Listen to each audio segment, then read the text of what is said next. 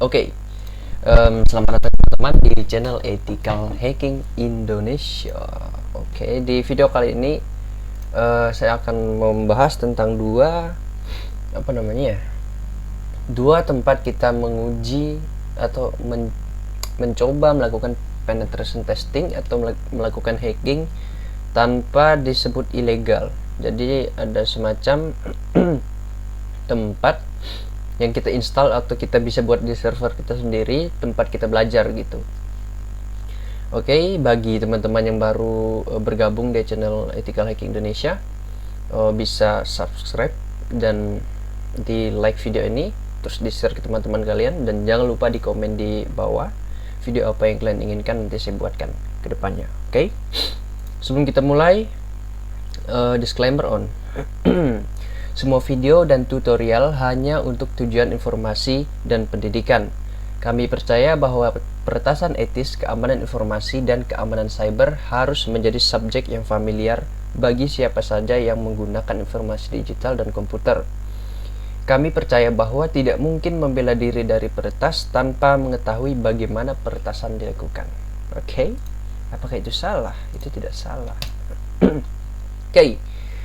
Kita mulai dari yang paling terkenal menurut saya, karena saya dari dulu saya sering lihat semacam web application ini ya, web application yang orang gunakan untuk menguji atau melakukan tes gimana sih misalnya SQL injection itu seperti apa gitu kan, cara penyerangan SQL injection itu seperti apa gitu kan, PHP apa segala misalnya, cross site scripting itu seperti apa. Jadi di DVWA, DBWA, ya itulah, vulnerable web application, DFWA ini ya, saya sering nyebutnya DFWA ya. Jadi ini yang saya lihat dari dulu sih, ini yang paling sering digunakan orang ya. Jadi di sini ada keterangannya, web application that is vulnerable. Its main goals are to be a for security professional to test their skill, and tools in a legal environment. Jadi ini sering digunakan untuk melakukan uji skill ya.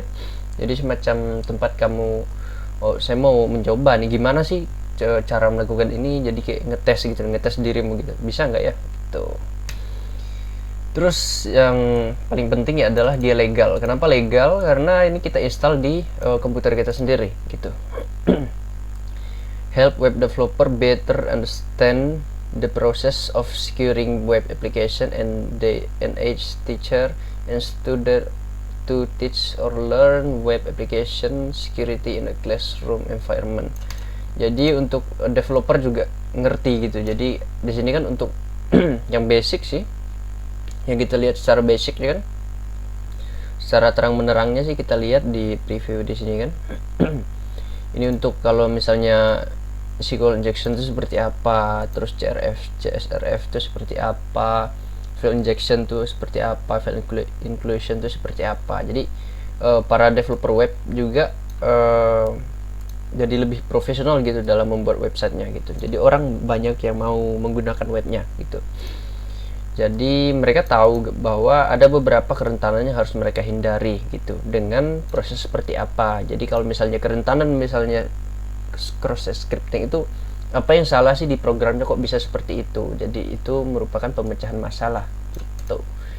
Terus di sini kita bisa lihat di wikinya ya, kita lihat lebih dalam lagi di Wikipedia.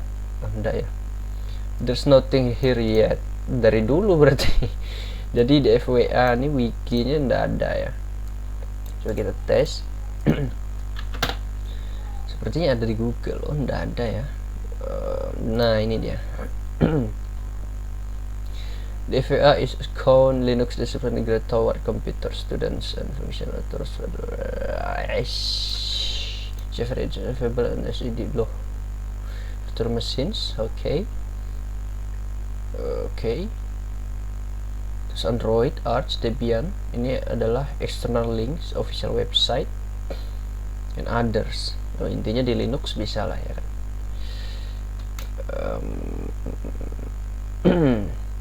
ini yang di Ono Center ya. Nah ini dia. Kenapa lagi wifi ini? Jadi santai aja ya, kita tidak usah ngebut, santai bro. So santai, dikejar beruang bertau. For testing web security for ya ini ya private PHP web application that K sama aja sih misalnya, bukan sama sih, tapi kalau di sini agak ini ya, agak nah ini ada cara-caranya ya. Jadi nanti saya akan taruh ini di description ya, cara instalasinya seperti apa gitu. Terus yang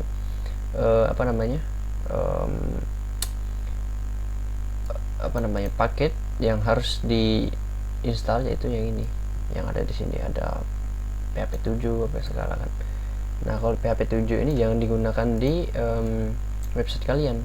Maksudnya versi-versi PHP yang disuruh install di sini jangan digunakan di website kalian. Kenapa? Ya karena nanti kerentannya sama gitu.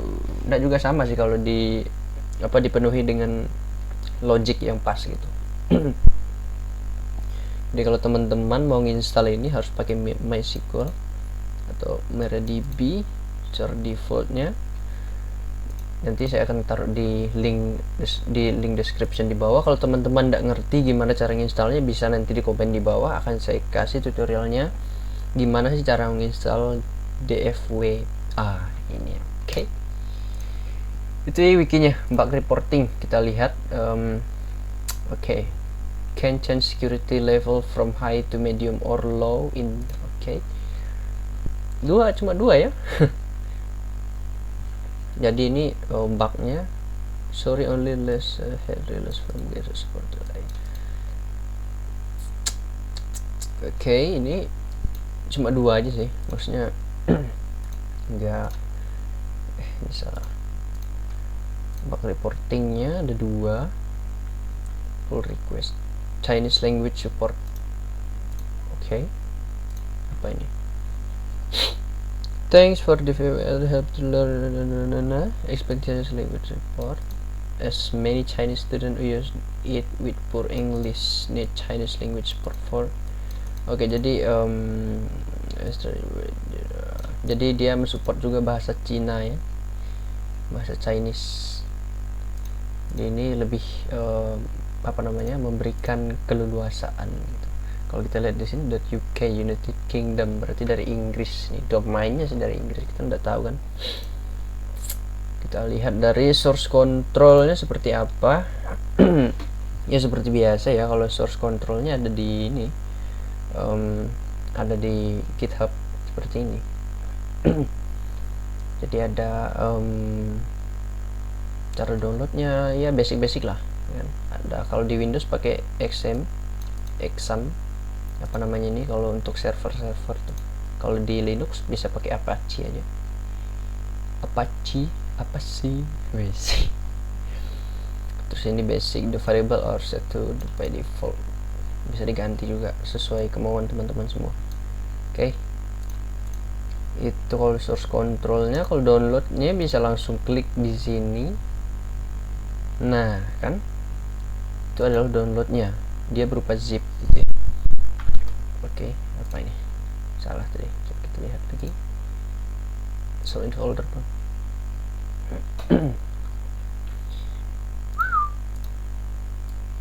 Oke. Jadi ini isinya apa? Kita coba ekstrak. Ya sama sih, source code-nya seperti yang tadi. Aneh banget bro. Delete, skip all. Jadi ya isinya seperti ini, ada login apa segala, variable config. Jadi di sini teman-teman bisa ngubah ini. Oke, itu aja yang kalau untuk yang DFWA ini. Ya saya nyebutnya DFWA, ya mohon maaf kalau kedengarannya agak kampungan gitu. Tapi kalau dibaca secara bahasa Indonesia seperti itu, ya kan. Oke. Jadi kalau yang WASP ya, gitu kan baca. Top 10 is a standard awareness document for developer and web application security. Nah, jadi ini sama ya, bisa dijadikan sebagai landasan atau sebagai apa ya, semacam sebagai pemahaman dasar lah untuk web developer untuk bisa memahami web application security gitu. Consists about the most critical security risk to web application. Jadi saya kalau lihat review-reviewnya di YouTube sih WASP ini lebih ke apa, ada shopping gitu, tapi dengan apa namanya, dengan praktik yang sama juga kalau masalah security. Try laptop saya habis. Global recognized by developer as a first step toward more secure coding. Companies should adopt this document and start the process, ensure that the risk using effective first step down changing the software development culture with your organization. Oke. Terus ada top application security risk. Terus ada injection. Jadi ini ada di ada di dalam WASP ini ya. WASP aja mungkin ya. Ada injection ini apa gitu kan. Mungkin nanti kedepannya kita akan membahas tentang masalah-masalah ini ya, seperti biasa sih masalahnya itu paling masalah database gitu kan, scenario and application use and terus data in the construction of the following vulnerability SQL. Scenario itu similar application explain. Okay. True. Okay, broken authentication application function relate to authentication session management are often implemented incorrectly, allowing attacker compromise password keys. Okay, ini sangat ya biasalah. Or to exploit other implementation flow. Nah, jadi bisa bisa dilihat sama si attackernya. Kalau biasanya kalau broken authentication ini ada attack skenario-nya seperti ini: credential stuffing, list of known password is a common attack if application doesn't implement automatically. Oke. Jadi semacam websitenya itu nggak punya file to ban gitu. Nah, kalau di SSH biasanya file to ban itu ada 2 kali orang salah login pakai password itu bakal di banned IP-nya gitu. Jadi ada di sini ada gitu ya, pemahamannya ada gitu. Nantilah kita akan belajar tentang top 10 web application security risk ini ya. Terus di sini ada sensitive data exposure. Nah, ini yang paling banyak ya. Many web application and APIs do not properly protect sensitive data such as financial, healthcare, and the attacker may steal or modify such weakly protect data to credit card. Jadi maksudnya seperti apa? Jadi kalau misalnya teman-teman biasanya seperti ini ya, misalnya ini adalah website login di bank gitu misalnya kan. Nah, terus ada banknya tuh kayak membuat suatu koneksi gitu antara websitenya dengan servernya gitu, menggunakan API gitu, application programming interface gitu. Jadi dari servernya sana bisa connect ke websitenya, tapi setelah kita lihat source code-nya di sini, view source-nya ya, bukan source code, view source-nya di sini, misalnya ya, mana ya, yang bisa kita memisalkan, nggak ada, cuman biasanya ada, misalnya teman-teman cari di sini, API underscore keys begini, maka isi dari range range isi dari kolom yang ada di sini adalah itu yang disebut dengan sensitive data exposure gitu. Oke. Itu yang keberapa? Itu yang ketiga. Yang keempat ada XXE, XML external entities. Many older or poor configure XML process value internal internal scan remote code execute. Oke, jadi RCA ya, biasanya attacker bisa melakukan apa namanya, eksekusi kode gitu. Misalnya dalam suatu website itu ada tempat upload file kan. Nah, dalam file itu digunakan sebagai perintah gitu, tapi di dalam proses penguploadannya itu mintanya PHP, tapi yang diupload adalah misalnya HTML gitu, atau sebaliknya, bahkan ke teks juga bisa, dan diproses sama mesin. Itu yang disebut juga dengan XXE. Nah, seperti ini. Jadi ini yang disebut dengan LVI itu tadi ya. Jadi file yang ada di sini nih, etc passwd ini nih, kalau saya cek di tempat saya, misalnya teman-teman cek etc, nggak ada ya. Kalau di sini di mana? Oke. Aduh, tak lah. Bisa kita buat seperti ini.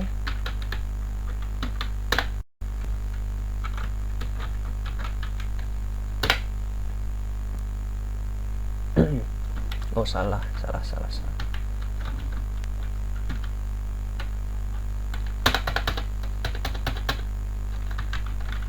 Token error. Jadi sudo.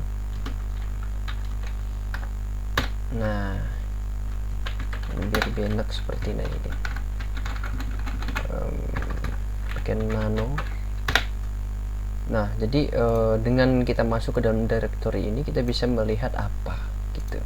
Jadi skenario pertama, the attacker attempt to extract data from the server. Jadi kalau misalnya teman-teman biasanya dari parameter itu juga bisa gitu. Nah, tapi dengan file seperti ini juga bisa gitu. Jadi jadi di browser teman-teman tuh, bukan browser sih, cuma apa namanya, kalau misalnya dia respon dari attacker itu mendapatkan hal seperti ini, maka bisa disisipkan file seperti ini ya, XXE ini. Jadi bisa terekstrak itu filenya dari sini gitu. Terus yang skenario kedua ada attacker probe server apa segala itu, tapi intinya kita lihat dulu yang ini. Nah, jadi dari sini mereka tahu apa gitu kan. Dengan di sini mereka tahu apa? Mereka tahu bahwa ada root base-nya di mana, apa segala. Terus games, IP mail, news, proxy. Jadi mereka tahu banyak informasi dari sini. Tuh. Dump, Kingfisher. Jadi sangat berbahaya, ini sensitive information yang ada di sini. Oke. Next ke yang selanjutnya, broken access control. Jadi ini adalah beberapa yang akan kita bahas di sini, yang akan kita bahas di sesi selanjutnya. Nah, kita lihat translation effort. Jadi ada Chinese, French, German, Hebrew, Japanese, Korean, Portugis, Russian, Spanish, terus ada banyak lagi. Jadi lumayan banyak ya, tapi kalau untuk belajar sih mending pakai yang bahasa Inggrisnya ya, biar lebih memahami bahasa Inggris gitu. Project was support by Autodesk ini for sponsoring early version. Jadi ada sponsornya, makanya besar juga ini aplikasi. Ada store, donate. Jadi improve the security of software DAO. Each community lead open source software project of chapter worldwide, tens of thousands of member, and by hosting local global conference. Oke. Jadi bisa digunakan di mana aja gitu. website, flagship project, documentation, builder, defender. Kalau misalnya teman-teman mau download juga bisa dari sini. Effort yang tadi, masih banyak lagi. Upcoming global events. Jadi kalau teman-teman mendownload kedua aplikasi ini tadi, jangan sampai melihat walkthrough-nya. Walkthrough itu seperti apa ya. Jadi ada apa namanya ya, walkthrough itu ada bekas perjalanannya, maksudnya dalam artian orang sudah menyelesaikan, kamu tinggal baca, kamu tinggal selesaikan, jadi kamu nggak berkembang sih. Dalam hal itu kamu jadi tukang nyontek aja gitu, jadi jangan dilakukan, itu bakal membohongi dirimu sendiri. Mending cari sendiri, pelajari sendiri, pahami setiap tindakan. Oke, mungkin itu aja yang bisa bisa di review dari hal yang kita temukan hari ini. Jadi kedua aplikasi ini tadi, DFWA, ini harus teman-teman punya. Saya sarankan mulainya dari ini ya, DFWA ini. Coba kita buka di Google, pakai namanya aja, kita lihat seperti apa sih penampakannya gitu ya.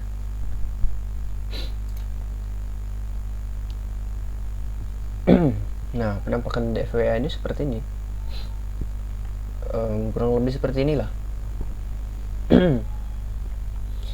Jadi teman-teman bisa menggunakannya tempat belajar gitu. Tapi yang saya sarankan untuk yang pertama kalinya menggunakan adalah DFWA ini. Yang kedua baru pakai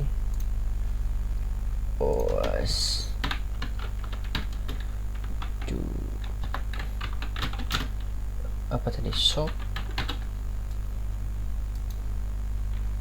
Oke. Jaringan. Jadi untuk over reviewnya seperti ini. Misalnya teman-teman bisa lihat, nah jadi dia semacam shop, tempat jualan gitu, tapi lebih ke apa, memberikan ya ini cuman embel-embel aja seperti ini, kalau supaya lebih enak dilihat gitu, biar kamu belajar nggak stres gitu. Jadi ini gampang banget cara installnya, tergantung kemauan menunggunya, mungkin karena lama ya, biasanya setting di database nya lumayan agak memakan waktu dan pikiran. Nggak juga sih kalau mau buat. Nah, nanti di next videonya saya akan buat lagi video tentang cara menginstal kedua-duanya, tapi mungkin untuk dijadikan part kedua dan ketiga gitu. Oke. Jadi itu yang mau saya sampaikan. Bagi teman-teman yang belum subscribe, silahkan subscribe ke channel YouTube Ethical Hacking Indonesia supaya menambah wawasan kalian dan ada teman belajar lah istilahnya kan. Karena kedepannya bakal banyak lagi informasi yang akan kita sampaikan di YouTube, jadi mohon untuk di subscribe terlebih dahulu. Terus video-video yang sudah ada bisa di-share ke teman-teman kalian yang mungkin membutuhkan informasi yang sama dengan kalian. Di sini baru ada beberapa video. Kenapa baru aja ada beberapa video? Karena dulu channel YouTube ini di-banned sama YouTube, gitu kan. Terus videonya itu dihapus semua gitu. Jadi untuk mengembalikan channel ini lagi sangat susah menurut saya. Saya berapa kali selama setahun saya terus mencoba bertanya ke orang YouTube gimana caranya supaya saya bisa mengambil channel lagi gitu. Dan akhirnya puji Tuhan kembali lagi, dan ini adalah video-video yang teman-teman bisa lihat untuk mengembangkan skill Ethical Hacking Indonesia. Mengembangkan skill hacking kalian aja, yang pastinya tujuannya baik gitu, karena yang menentukannya adalah diri kalian sendiri, karena kalian bertanggung jawab terhadap diri kalian sendiri, dan saya maupun pihak YouTube pun tidak bertanggung jawab terhadap hal seperti itu. Oke. Tapi perlu diketahui bahwa teknik-teknik atau bahkan materi yang saya jelaskan di video-video saya itu sudah pasti saya jaring gimana supaya orang menonton dan memahaminya dengan baik beserta tidak menimbulkan kerugian bagi orang lain gitu. Makanya saya selalu kasih nasihat untuk teman-teman yang bisa atau memiliki skill serupa, jangan digunakan untuk hal-hal yang buruk. Oke, itu aja yang mau saya sampaikan di video kali ini. Stay safe and jangan lupa berbuat baik. See you in the next video. Peace.